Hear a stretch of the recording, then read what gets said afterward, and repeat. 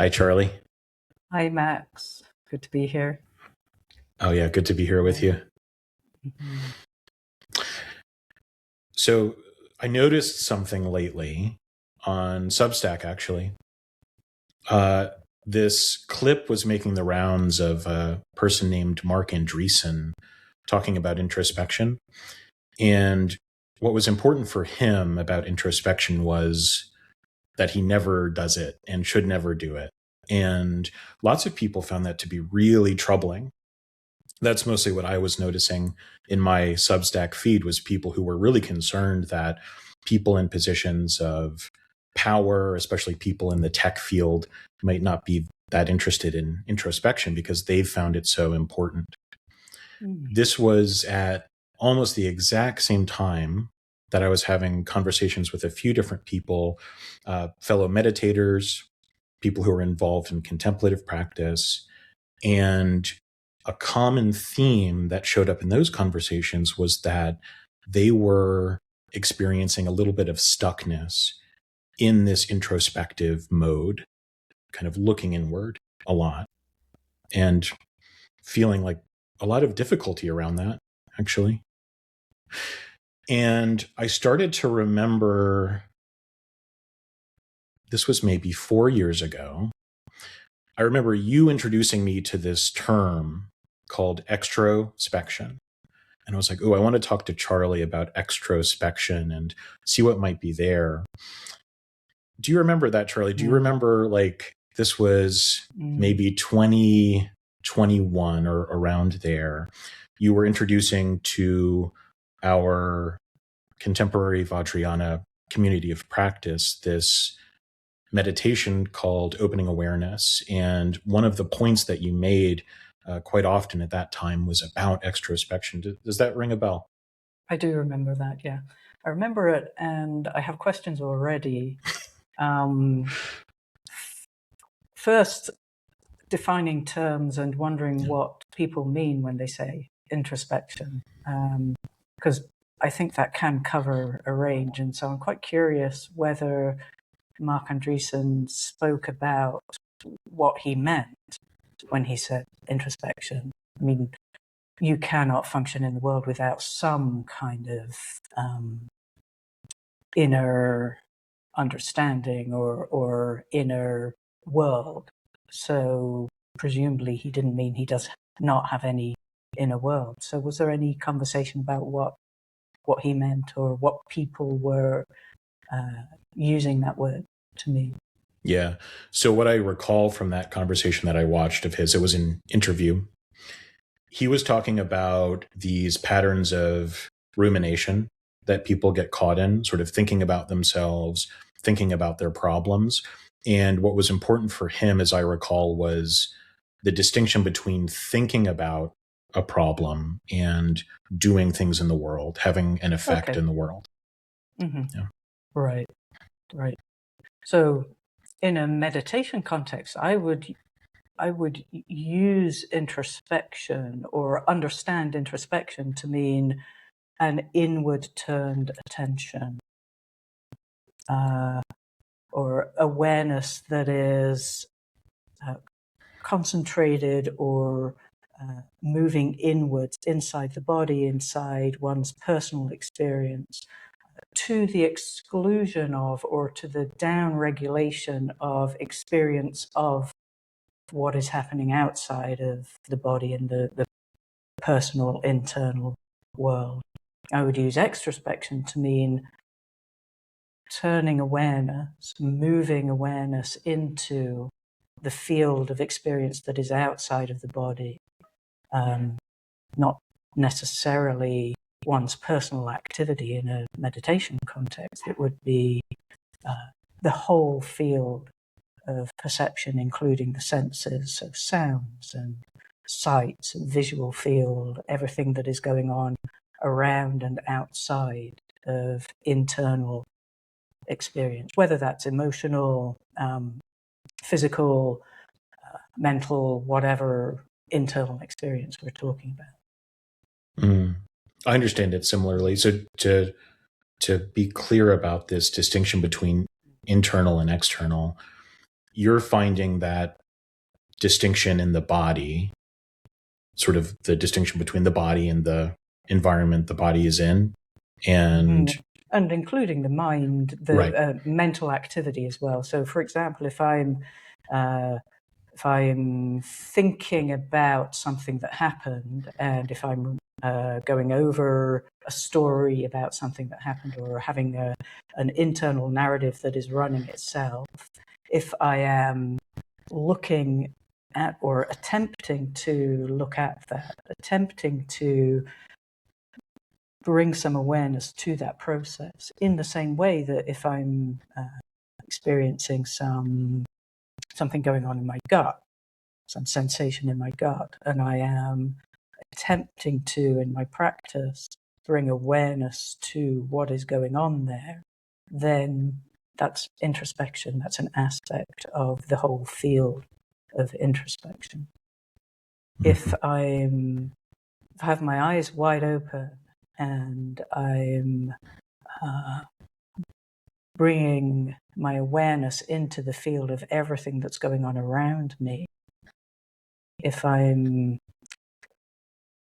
hearing sounds that are distant and noticing the quality and texture of those sounds and finding awareness in the space of this big room around me or the sky above me, then that is extrospection. Most meditations focus on something more introspective, some practice or some method that is more introspective. And most mindfulness and meditation is about calming what is happening in here, calming what is happening in my body, in my mind, in my mental experience. It's about turning the lens inwards, turning the focus inwards, so that I can become extremely familiar with everything that goes on internally in this experience. So I have in mind that one of the things that you do is you're a coach, and one of the domains in which you're coaching people is meditation. That's not exclusive by any means, but that's, as I understand it, one of the things that people will come to you for is instruction in meditation. And so when I'm thinking about this distinction between introspection and extrospection, I'm thinking, what is it about this axis that is interesting from the perspective of meditation? Because as you say, I think maybe the big mindfulness season that happened, it lasted for like a decade, starting around the 2010s or so in American culture. It was very introspective, as I remember. And so that you introduced this term to me, extrospection, when you were describing this meditation practice called opening awareness, it's just very interesting to me, why that might be important. Yeah, because the purpose of opening awareness is eventually to become beneficent, functional, active in the world. It is to facilitate that connected experience of doing and being and making great things in the world. So that is the preparation for tantric practice, if you like. So there are different purposes that meditations have, and a very introspective meditation would be much more in the renunciative tradition, and the function of that, the whole path of renunciation has a range of purpose and a range of results. But at one end of that, the experience of no self is extremely important.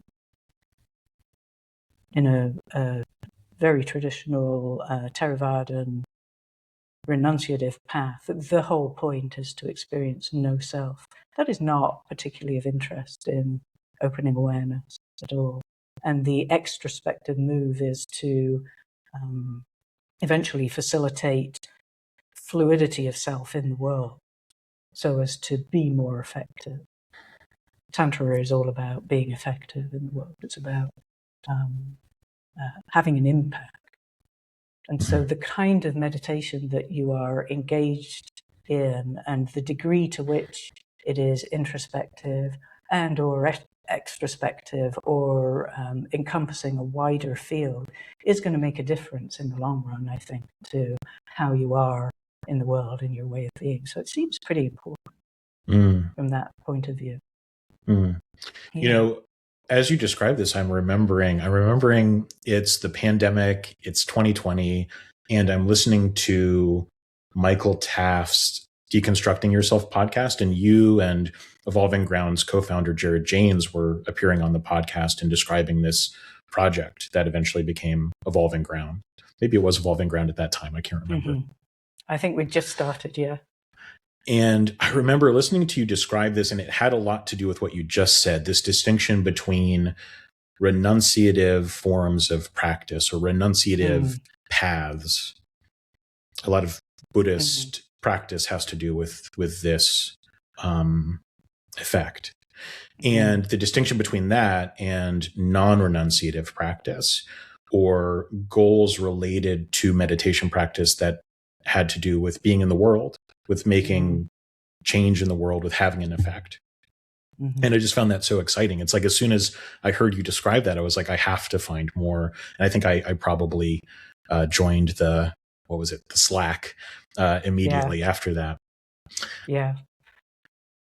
You know, and okay, so for some reason, I'm still in this historic mode. So you're describing this very traditional Theravadan style of practice that has a certain goal. Yeah, well, partly right? because that's hot at the moment. Like especially in our circles, in tech circles, in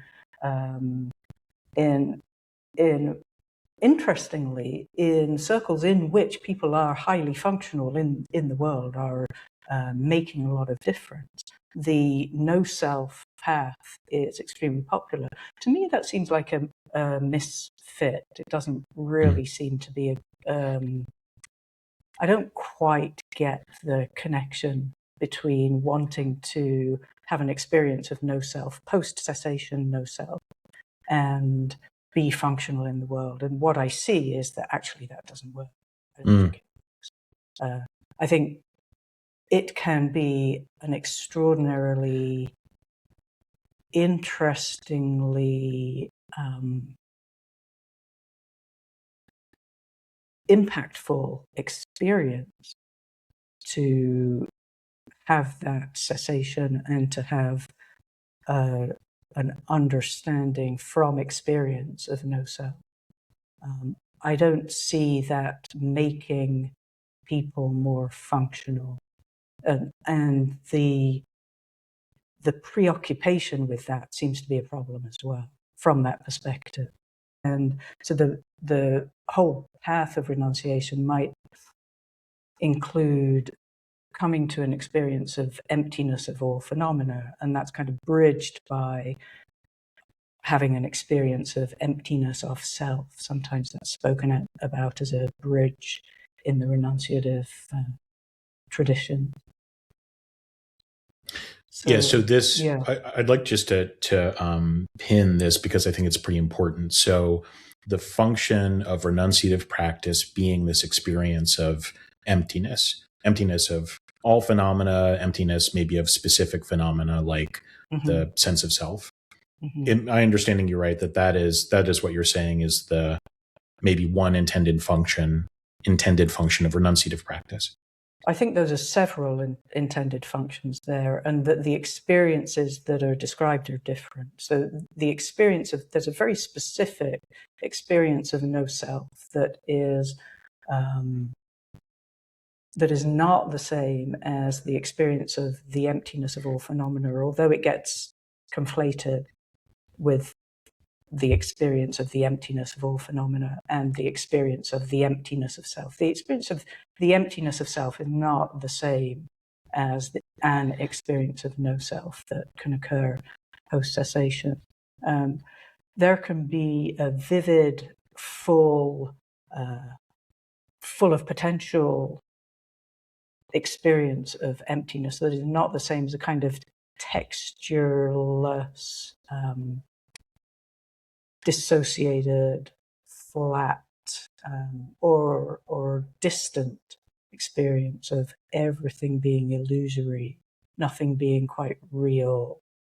There's a whole range of experience of the path of renunciation and the results there. And so the one that we're particularly interested in for opening awareness is this connected, spacious, bright, big, full of texture experience. Like you would not down-regulate sensation, or you would not down-regulate emotional experience in opening awareness, in the same way that you would not down-regulate experience of what is happening outside of yourself, outside of the body, outside of the locus of sensation. So that move towards extrospection wasn't to say opening awareness is all about extrospection. It's more coming from a noticing that it's assumed often that when one meditates that one is going inward. There's just this basic assumption in mindfulness and many meditation techniques that what you are doing is preferentially focusing on something internal to the experience. And that simply is not the case with opening awareness. And so to use the word extrospection to bring more in to the practice, not to only look outside and only experience what is happening in the world around one's body, but to include all of that. Using that word extrospection, I think, was helpful from that perspective. And it can be a scaffolding practice as well to help get the feel for what that is like. Because it really is very different to becoming more and more focused inside the body and inside the mind as well, particularly. What's coming to mind as you describe this distinction is the jhanic practice, practicing these jhanic states. That is, you mentioned before, there's a style of practice that's really hot right now, and that's one of them. So achieving these absorption states during meditation.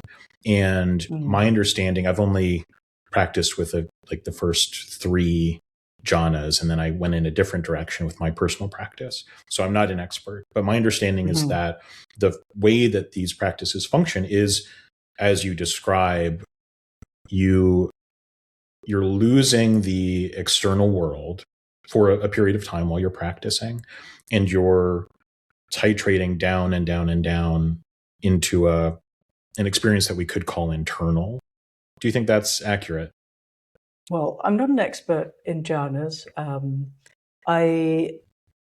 From what I know, there's something of that there in jhanic practice, but I don't think that, especially the first 4 jhanas, would necessarily be entirely cut off from the world. Like you could experience piti in any circumstances, and you can experience sukha as a kind of general way of being as you're going about your life. So in the meditation practice, I think the technique, the path that gives rise to the jhanas is highly internalized, but the result is not necessarily only internal. It's at least for the first 4 jhanas, you are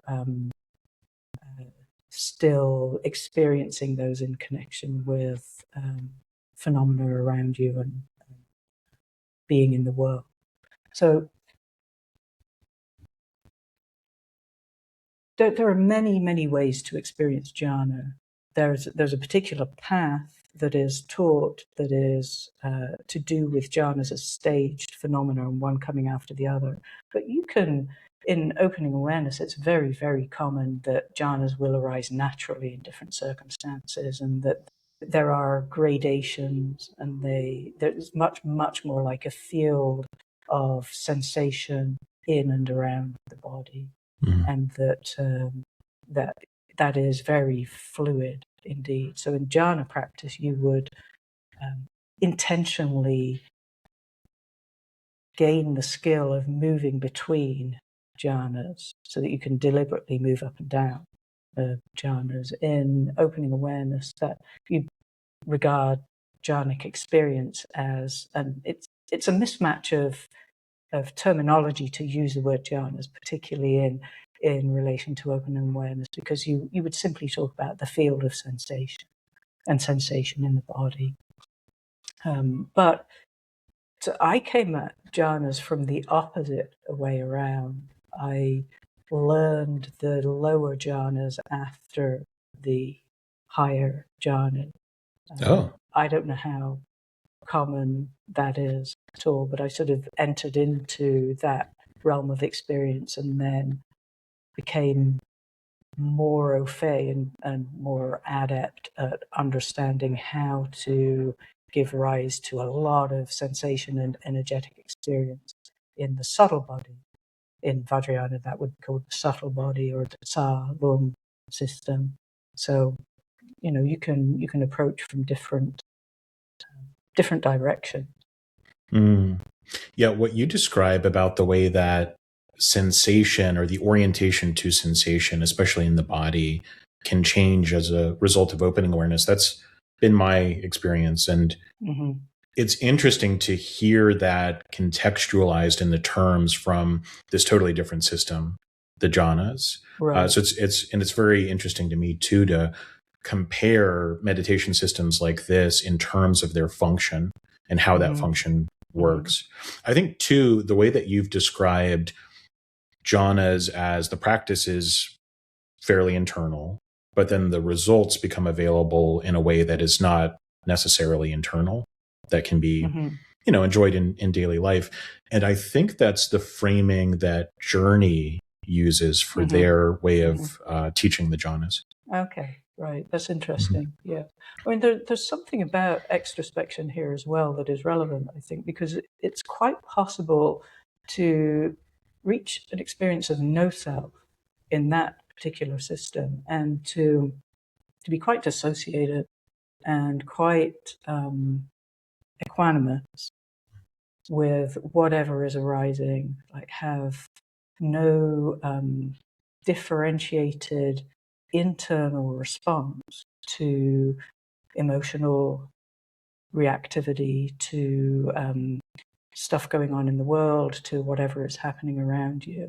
And that, to me, that can get to be a little bit dysfunctional if you are cutting off from the experience of your effect in the world and on people around you, then that would be okay in a monastery. That would be kind of the purpose, part of the point, to be unaffected by stimulus, by different kinds of stimulus, to be simply there in the moment, responding to basic bodily needs and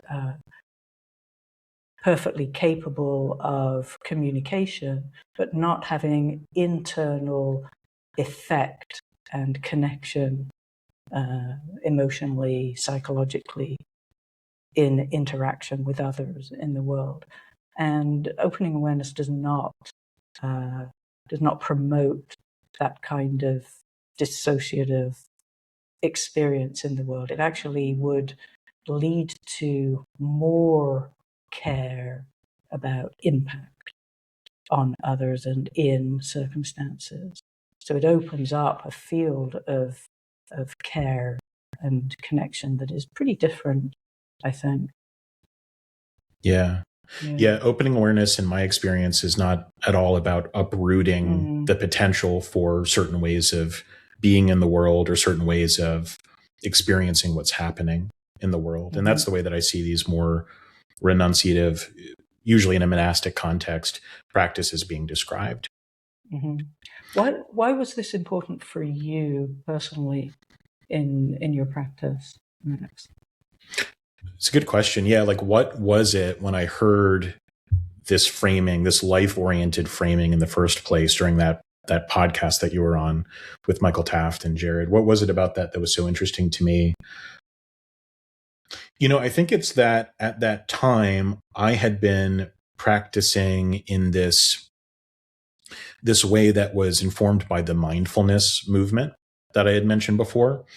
And as I've come to understand, the practices from that movement were mostly coming out of this monastic system. I think a lot of it came directly from a layperson program developed by Mahasi Sayadaw. Not like exclusively, but a lot of it was. And so there was this view that was like snuck along into a lot of this practice. And we have some kind of, maybe it comes from our Christian culture in the West, I'm not sure, this orientation towards life that it is somehow wrong at base. It's defiled in some way. There's something wrong with being in the world. And the way to deal with that is ultimately to get away from the world, to get away from all of the bad stuff, the defilement, and so on.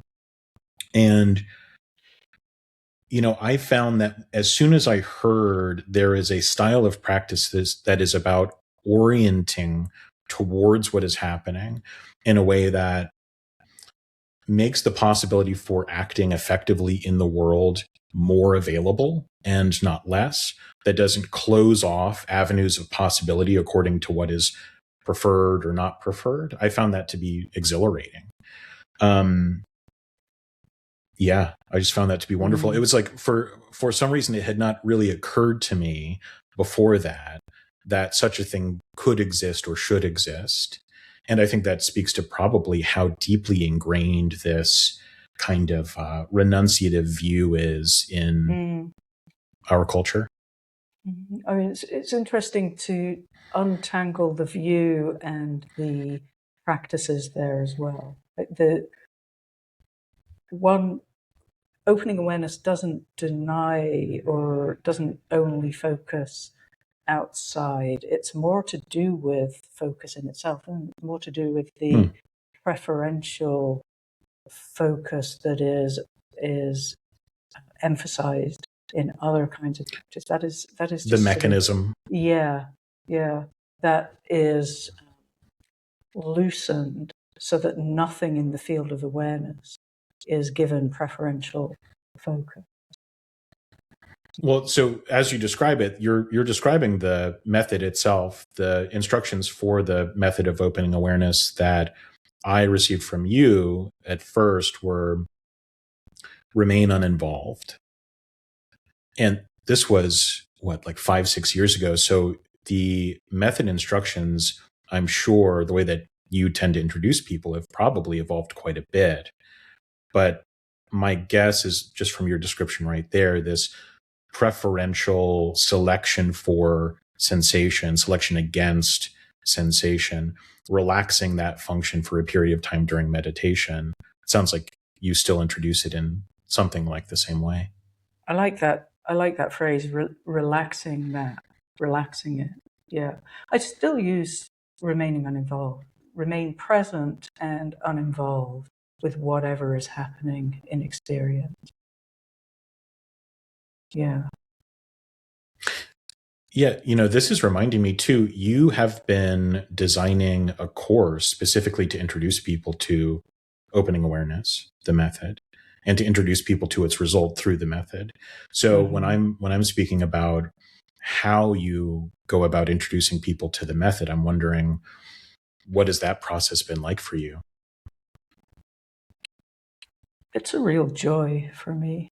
It's a real joy to be able to share that experience and to facilitate with others. And it's very interesting because most people who are coming to opening awareness are not beginner meditators, mostly people like yourself coming from other traditions. And it seems to me that across the board, meditation mostly pretty much every kind of silent, sitting still meditation is actually introspective.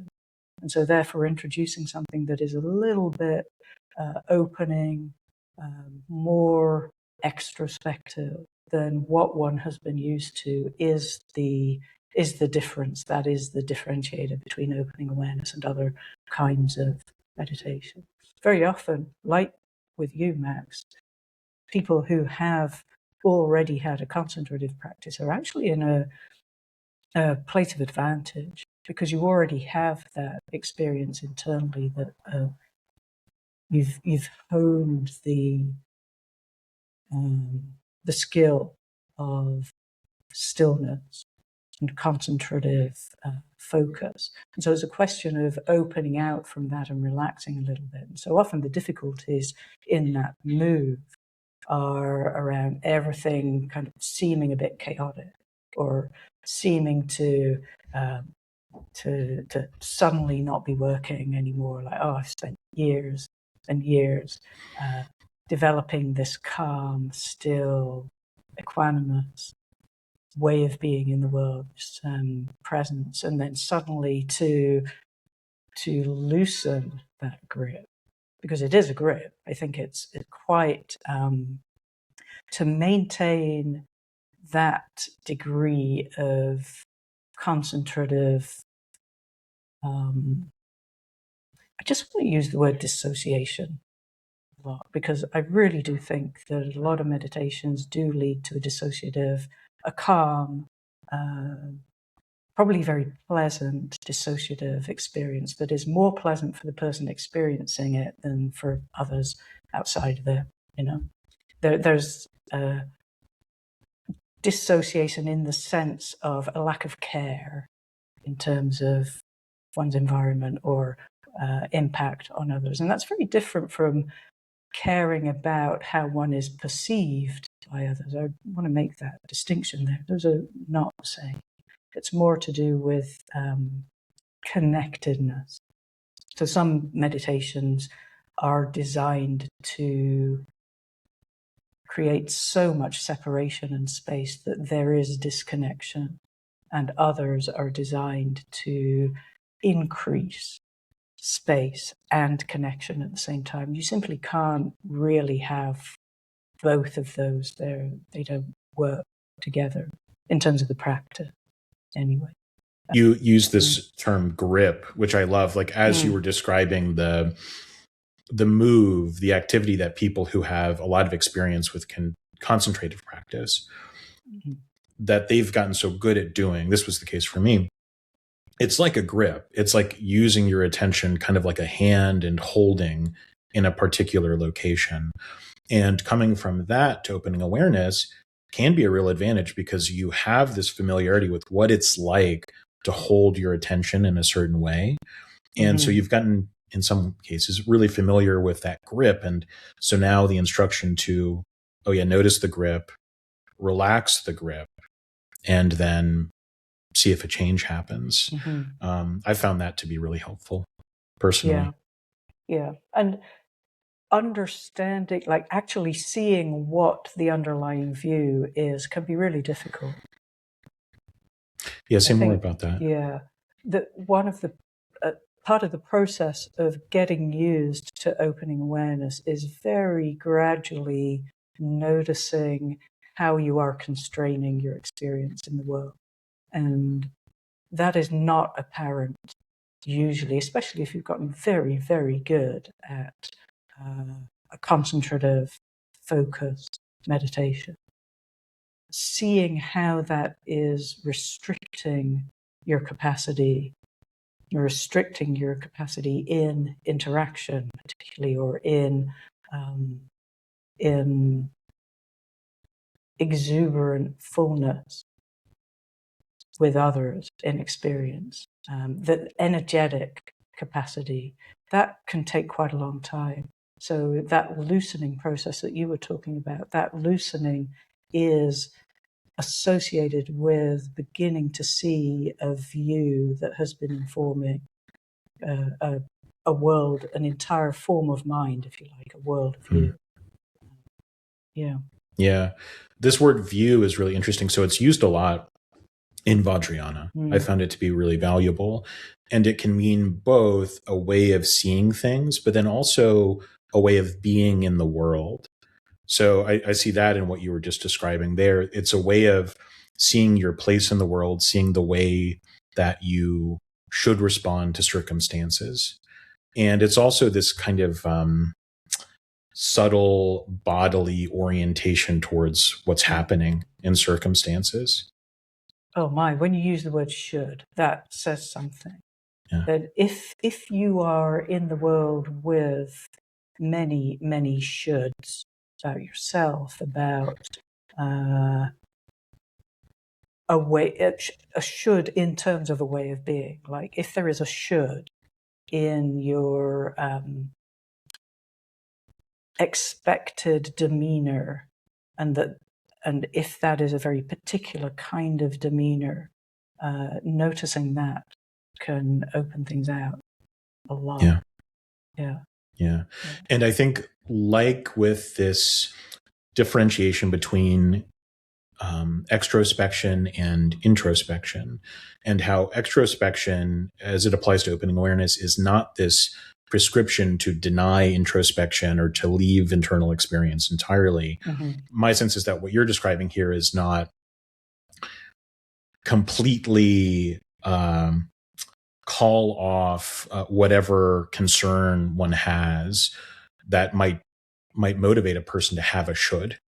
So, for example, you mentioned the word care before, and I think this is an important thing. So, for me, coming out of opening awareness practice, what I started to notice was all of these ways that I had kind of like armored myself up Mm-hmm. in the world, all of these prescriptions that I had for my own activity, so shoulds. Mm-hmm. And my first response to that was to be like, okay, no more shoulds. Like I'm done with shoulding in the world. I'm not going to do that anymore. No prescriptions. I'm totally free. And that was just a wonderful experience to begin with. I mean, just such a huge relief to see that as an activity that can be relaxed and set down.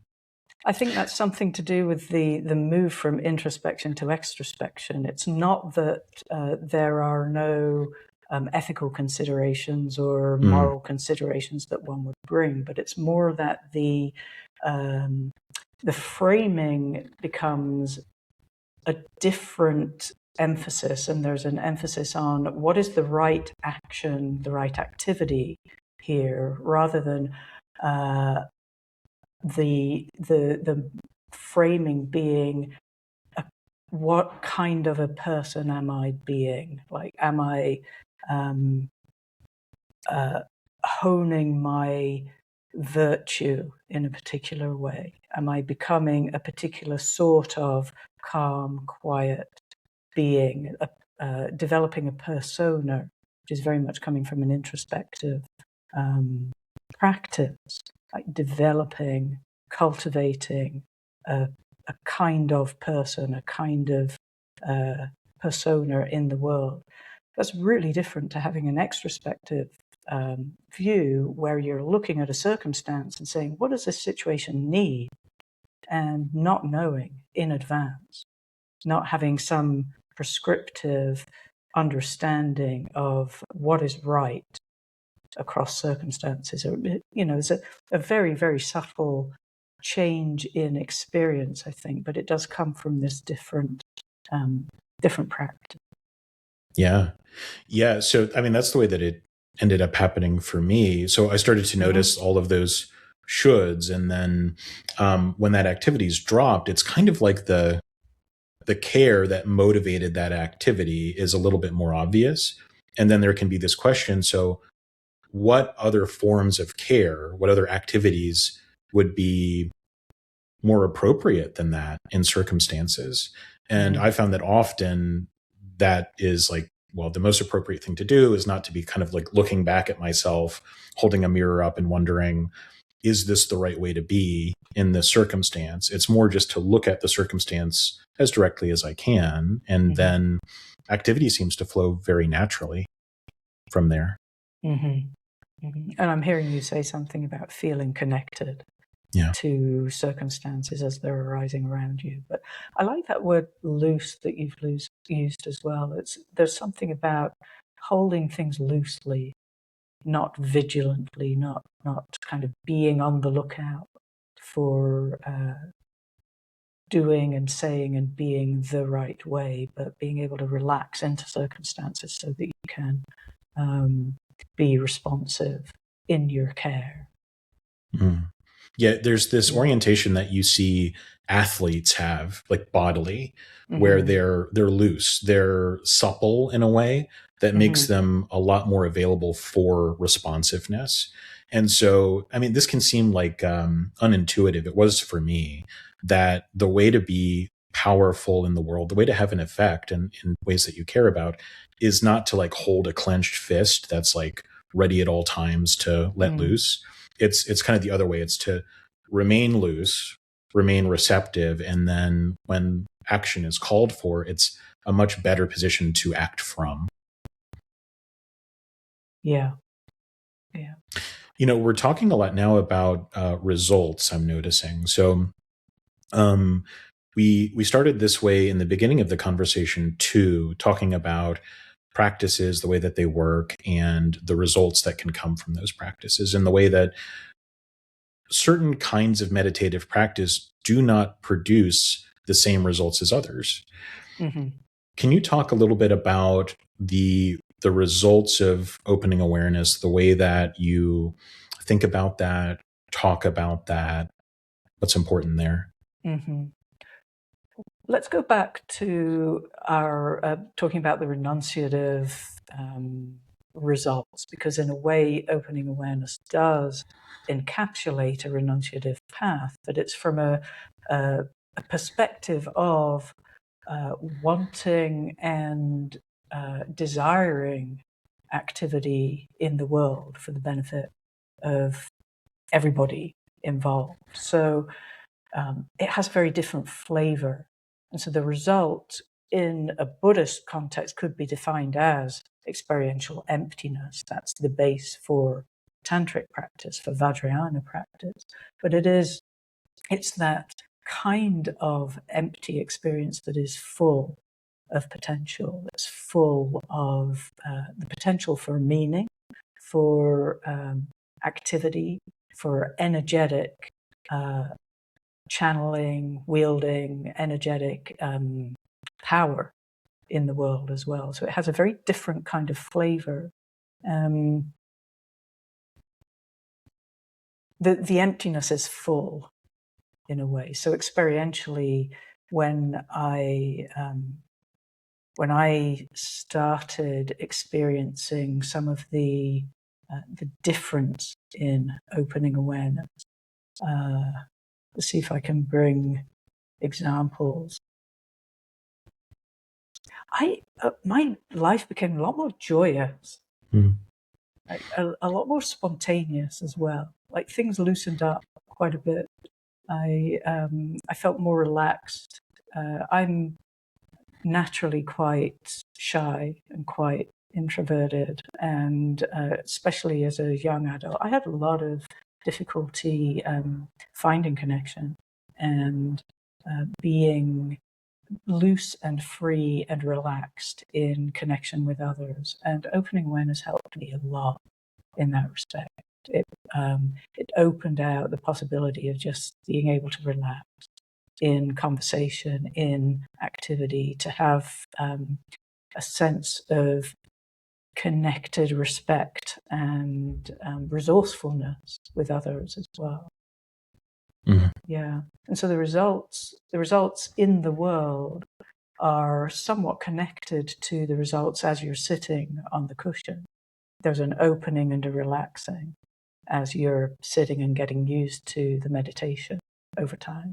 And I think that naturally just begins to arise in the world as well. Partly because of this lessening of the importance of what is going on internally. It's almost like there's an adjustment in emphasis and possibility. And so rather than upgrading, upregulating the importance of everything that's happening inside, that can just be held very loosely. It doesn't have so much interpretive meaning. It can relax without being ignored, because ignoring often has the same function to make something seem more important and more emphasized in a way. So without ignoring whatever is happening internally in terms of narrative and stories, they become relative and empty in the sense of malleable and not seeming to be so important and fixed. How about for you? What changed for you? Well, I was really moved hearing you talk about the difference for you in social interactions, because I found that to be very, very much the case for me. Mm-hmm. I mean, so as a young adult, similarly, I was really introverted. And I would find, for example, when I was in a big crowd, that I would get really tired really fast. Like when I left that circumstance where I was around a bunch of people, I would feel like, okay, I need to recover now. I need to recuperate from all of that effort. And in opening awareness, I started to realize how I was creating that effort in a subtle but bodily sense, like what I was actually doing. And I started to realize that when I let that effort go, when it wasn't needed, that the social circumstances themselves became so much brighter, so much fuller, as you say, full of care really for other people in a really ordinary but startlingly intense way sometimes for me. And I realized that what I cared about was just all these people around me. Like if I'm in a big crowd somewhere at an event, or even in, say, like a crowded grocery store or something, I started to notice how good it was to be with people, regardless of any motivations for particular outcomes or anything. Just started to enjoy being with people. And that is possible from a method where you're sitting down on your own and just relaxing. This capability of particularizing sensation was, I mean, a little bit bizarre that should be the case, but amazing that was lovely. The case. Yeah, that is lovely. Well, so I mentioned states before. So when we're talking about results from meditative practice, I have in mind for opening awareness in particular, it's not that states are not available to be worked with. It's my sense is, it's a better way to describe it is that the intended result of opening awareness is not about maintaining a state into the world, like a fixed mind-body condition into the world. Yeah. I think that's a useful distinction. Yeah. Because in the jhanic path and in the more Theravadan paths, one is working towards a state. I think Rigpa is the result in the Vajrayana path, or the if you like, the where the path is supposed to lead. And very often people use the term Rigpa interchangeably with any result. There's a kind of perennialist understanding that, Rigpa is just a term for the end result of all of the paths eventually, and non-dual is another term that is associated or used interchangeably with that. But this sense of maintaining a still very particular internal state, and that being Rigpa, that is not accurate canonically. Rigpa, there are many different words for Rigpa. Rigpa is associated with activity. It's associated with continuity of non-dual activity in the world. And when you use that word activity, that actually really changes how you understand Rigpa and what that means. It's not about simply a state of mind. It's about a state of interaction. And if you change that emphasis such that the space of interaction is where awareness occurs, then you have a different experience. That's a different experience that you're talking about in the world. Yeah, the space of interaction. I love that phrase. That's a phrase I learned from you, I think, and I've really loved using it. So I think you've very clearly pointed out a difference here. So if the result of Vajrayana has to do with availability for interaction, with stepping into interaction in the world, that is a lot different from a different system, say a renunciative system, that has an intended effect of limiting interaction in a certain way, such that it always goes a certain way. Limiting interaction or limiting one's internal state of mind such that whatever is going on in activity, one is in the same experience mentally right. and emotionally as well.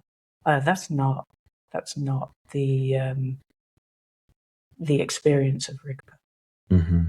Emotions come and go; they'll always come and go. Disruption is entirely real and happens in terms of state.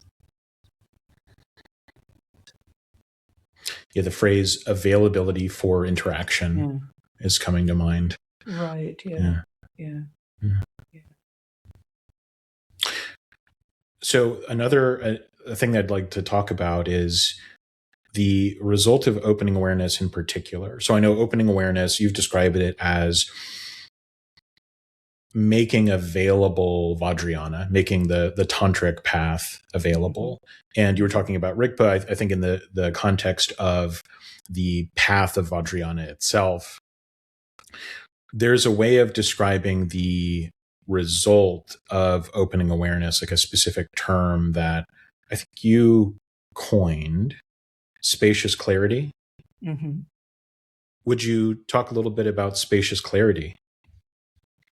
That's so spacious clarity can be used in relation to sitting in meditation and the result experienced in meditation. It's kind of useful because it also describes an arising experience in the world. And it's a very loose, not translation exactly, it's a description of what occurs in Nepa, which is the Tibetan word for the result of the meditation that opening awareness is derived from. And that is presence of awareness with absence of stuff arising in mind.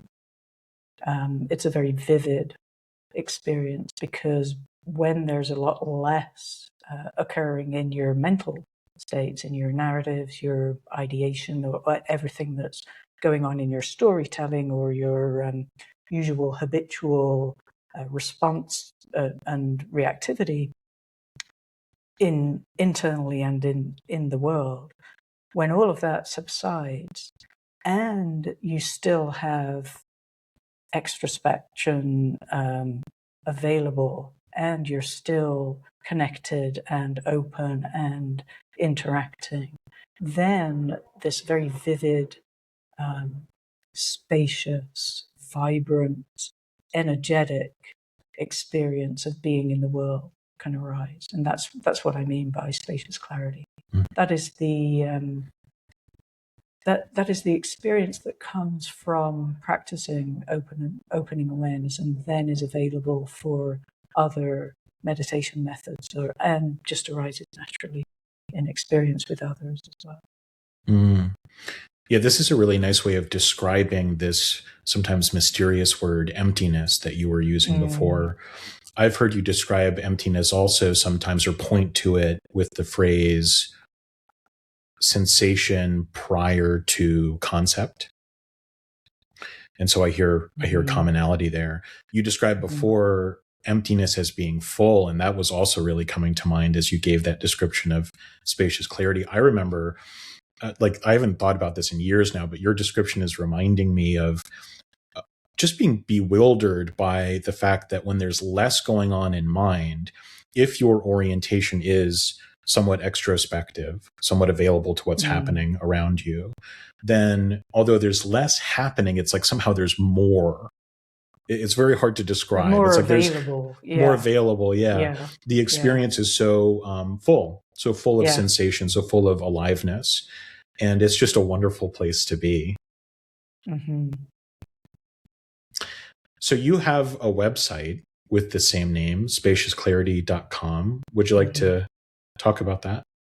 It's basically a landing page for the opening awareness course. The course is going to be adaptive, responsive, so it won't be a linear, step-by-step, everybody following the same path through the course. It will be much more based on the meditation that you bring and an interactive experience. And so we're creating that at the moment, and it'll be available for people to join on a rolling basis and send feedback and see how it goes. And we'll build according to how it works for people using the app and what works and what doesn't work. So that's available. You can sign up for the wait list now at spaciousclarity.com.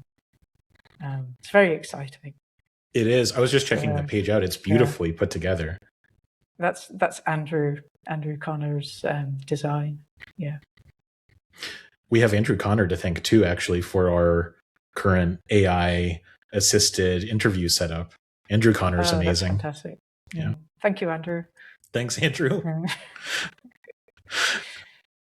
Charlie, is there anything else that you'd like to say about introspection, extrospection, or spacious clarity? Well, let's emphasize that these are they're possible. They're emphases rather than heuristics for the entirety of practice. So if one has been very introspective, it can be valuable to understand that and to open things out and to spend a while doing things in very different ways, such that eventually you're including everything. So in opening awareness, where you are heading, and I have you to thank for this, Max. I think you originally brought this language, including everything. And that's really what the practice is about. It's including everything in awareness.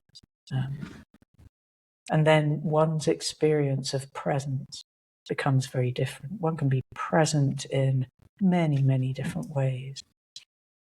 So including that extrospection in one's practice makes a different sort of presence possible, and that presence is the spacious clarity that we've been talking about, that fullness and vibrancy.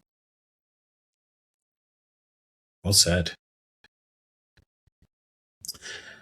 Well, Charlie, I think this is a good place to end. Thank you for this conversation. This has been amazing. You've given me all these flashbacks to the early days of my opening awareness practice, and I feel so grateful for it. Honestly, I feel grateful to you for introducing me to it.